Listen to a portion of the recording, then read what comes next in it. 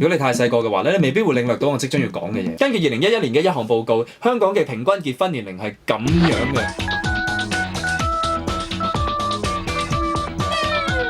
高咗唔少㗎，已經超越埋歐洲，而且同香港嘅樓價一樣係有上升嘅趨勢嘅。點解會咁嘅？答案好簡單，亦都好複雜。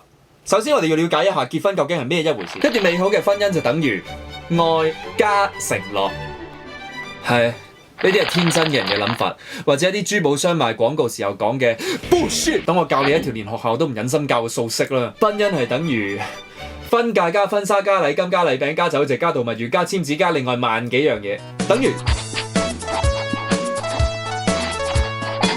再現實啲嚟講，其實係好 X 多錢 find X。好多人都話自己唔會咁戇居，花咁多錢搞婚禮，簽個紙咪得咯，慳翻啲錢仲好。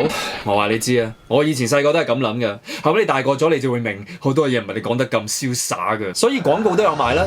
投資財富即係投資幸福。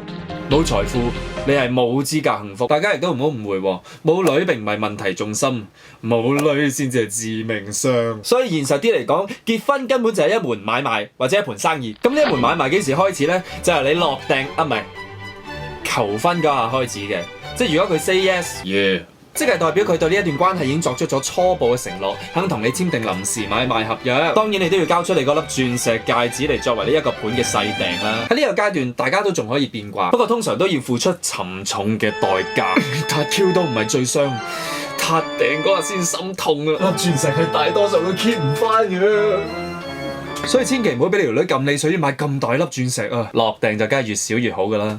不過佢哋會嘗試用盡佢哋所有嘅方法去說服你噶。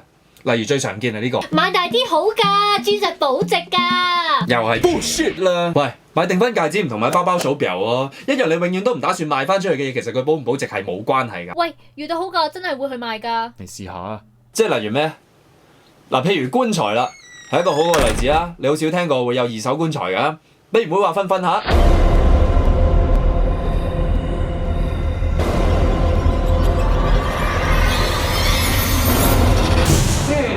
升咗咁多，阿文要先。喂，我放款啊，要唔要啊？梗係要啦，升咗咁多，咁你瞓邊啊？我住唔晒，租埋俾你啊！喂，好。多過先。好啦，搞完一大扎嘢，使完一大輪錢之後，就嚟到呢一盤交易嘅關鍵位啦。你梗係問唔理，佢貧窮定有錢，健康定性無能，都願意嫁俾佢。我反對呢樣親事。傾禮金呢個習俗又係唔知古代邊條茂利諗出嚟㗎，做壞規矩，搞到而家逼到現代人都被逼玩呢個遊戲。我都聽唔知幾多情侶因為傾唔掂禮金而玩完，交易失敗，所以事前一定要試探一下賣家嘅底價先至好出手啊！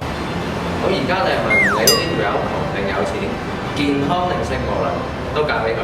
成交。好，當過咗呢關啦，到結婚當日啦，又會有一班姊妹走出嚟獅子開大口要9999。開正門成皮嘢，你哋憑咩啊？嗱，接新娘如果遇到呢啲情況，我介紹個高人俾你認識，開鎖佬，幾嚿水搞掂啦，人哋仲要係專門添啦噃，唔係孤寒啊！有咩情況底下我會好強咁俾成皮嘢開正門啊？除非個價係可以包埋成班姊妹翻去做妾侍，咁呢個 package 我都接受到。擺酒又係一個冇人贏嘅遊戲嚟嘅，不論係對新人還是係賓客，你唔好見平時新人擺酒好似好開心咁啊，強顏歡笑㗎咋，幾廿萬請人食餐飯啊，仲要唔係個個識添，所有新人喺結算日之前嗰幾個月都會被逼變咗做極度恐怖分子，攞住成身炸彈周圍揾人陪葬，你哋大家都要死！唉，嚟到啲賓客啦，喂，你哋結婚啫，你嗰啲賓客真係想成千蚊攞出嚟食餐飯咩？俾人詐避唔切咋。擺酒係咪一定蝕緊？都未必嘅，除非你好有經驗啦。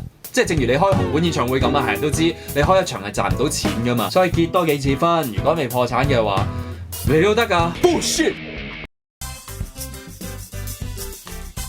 今日終於上翻水同大家拍翻條片啦。今個禮拜將會仲有2條片出㗎，不過最忙都唔係呢樣嘢，最忙就係我終於吞翻自己嘅心情，將又要睇一場棟篤笑 show。